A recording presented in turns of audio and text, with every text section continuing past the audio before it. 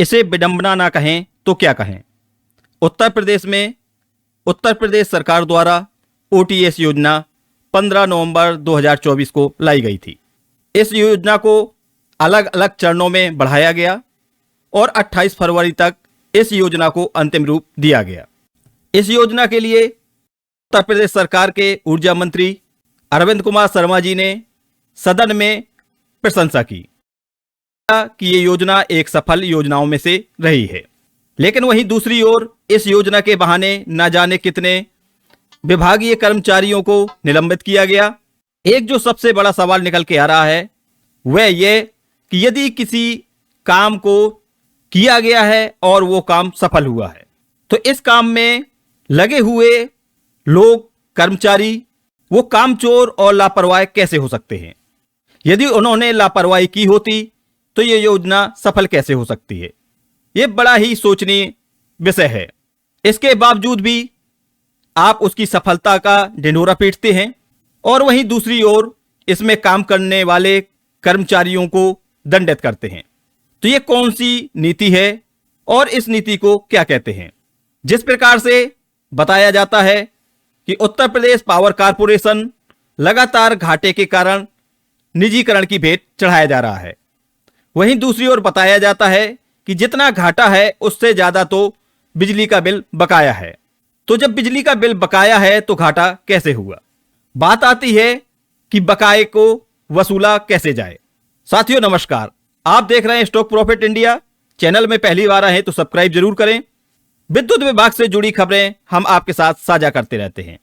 तो आज माननीय नेता ऊर्जा मंत्री जी ने सदन में भाषण दिया है कि ओटीएस जो कि 15 नवंबर से शुरू हुई थी और 28 फरवरी तक चली है, इस योजना की सफलता की कहानी उन्होंने सदन में सभी को सुनाई।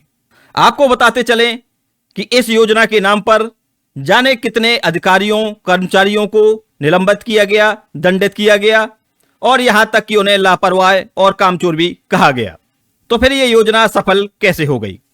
यानी कि आप अपनी वाहवाही लूटने के लिए किसी भी हद तक जा सकते हैं और कर्मचारियों को कामचोर बता सकते हैं।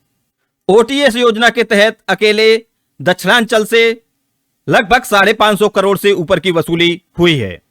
इसके साथ साथ यह योजना सभी डिस्कॉम में लागू थी और सभी जगह से इसमें वसूली विभाग को प्राप्त हुई है। तो आइए आप स्वयं सुनिए कि ऊर्जा मंत्री ने सदन में इस योजना के बारे में क्या कहा। हमने माननीय सभापति महोदय दिसंबर की 15 तारीख से ओटीएस योजना हमने लागू किया, जो लगभग 1.5 महीने चलने वाली थी। हमने जनता के आकांक्षाओं, भावनाओं का ध्यान रखते हुए उसको पूरा 1 महीना हमने उसको एक्सटेंड किया और वो योजना दुर्भाग्य से 28/2 को पूरी हो गई। माननीय सभापति महोदय, मैं सदन के मार्फत आपको, आपके मार्फत जनता को बताना चाहता हूं कि ओटीएस योजना जो चली है अभी तक की सबसे सफल योजनाओं में से ओटीएस योजना थी और इसका लाभ राज्य के 51 लाख से ज्यादा लोगों ने, 51,36,000 लोगों ने उसका लाभ लिया है। उसमें गरीब, अमीर सभी तरह के लोग हैं, विशेष करके पिछड़ी जाति के लोग, जो लोग अपना ब्याज, इसमें ब्याज की बहुत बड़ी राहत मिल जाती है माननीय सभापति महोदय। और इन लगभग 52 लाख लोगों ने जो लाभ लिया है उनको जो है लगभग 1400 करोड़ रुपए का लाभ दिया गया है। उनकी माफ की गई है, बिजली का ब्याज माफ किया गया है, जो शुल्क देय होता है वो माफ किया गया है